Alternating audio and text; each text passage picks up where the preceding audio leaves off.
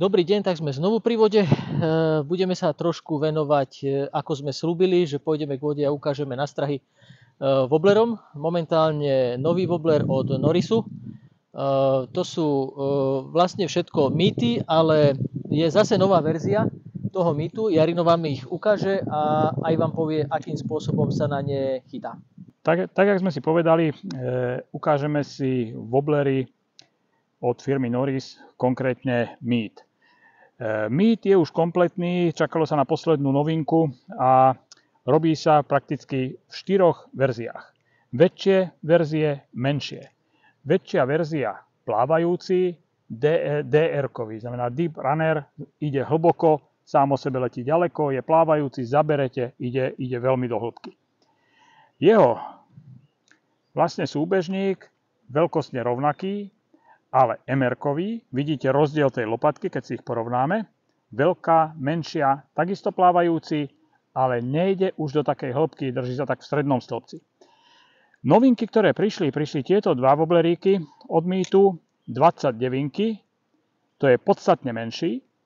Obidva sú DR-kové, to znamená, že veľká lopatka, ale jeden z nich je plávajúci a jeden z nich je potápavý. A práve na ten potápavý so značením F ako floating sme čakali a vyskúšame si s ním zachytať práve dneska. Tieto wobblery letia ďaleko, ešte podotknem.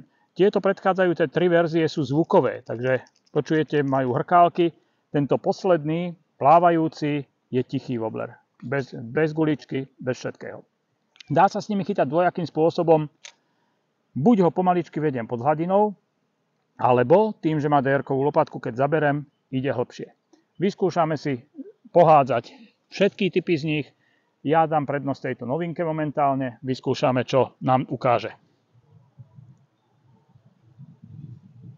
Takže prvý hod s novým wobblerom. Lieta relatívne dobre. Ako vidíme, on zostáva na hladine, ale tým, že začneme navíjať, ide relatívne do väčšej hĺbky. Výhoda u tohto wobblera, keď sa nám zdá, že už je moc hlboko, môžeme zastať. On má tendenciu sa pomaličky vynoriť a znova začať. Pre rybu to býva častokrát taký spúšťač, to prerušovanie, ťahanie. S wobblermi by som sa vôbec neponáhľal, tak ako s plandávkou. Dá sa s ním vyhrať a točiť veľmi, veľmi pomaly. Ten chod je agresívny a vlastne zisťujete, že či tá ryba chce to rýchlejšie, pomalšie, či je tam pri dne, alebo je trošička pri hladine.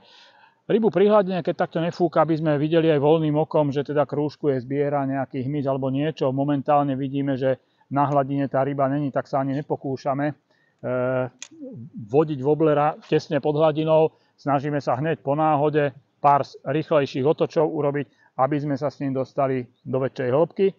A tam už pomaličky si vedieme každý individuálne, ako je zvyknutý alebo ako mu to vyhovuje.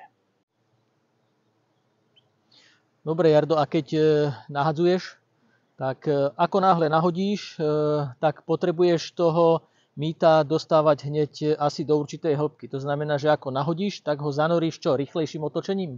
No, práve u tohoto plávajúceho je tá výhoda, že sa dá ťahať dvojakým spôsobom.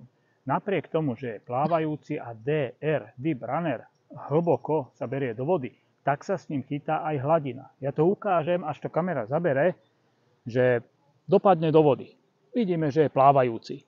Ako náhle dáme špicu hore a budeme pomaličky ťahať, tak ten wobbler sa drží pri hladine a má nejakú tendenciu pracovať. Ryba, ktorá je pod hladinou, ho veľmi rada ochotne vezme. A ukážem, ako náhle s ním zaberieme, tak tá lopatka má tendenciu, vidíte, ísť do hĺbky.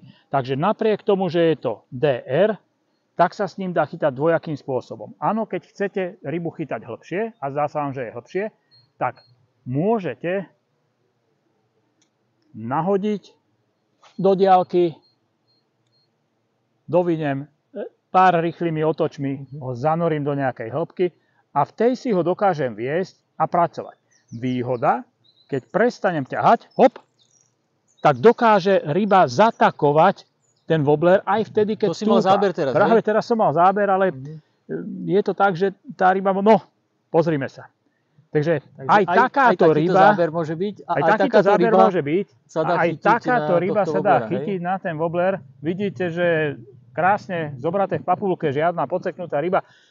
Je to zvláštne, ale s týmito wobblerikmi sa naozaj dá vyhrať.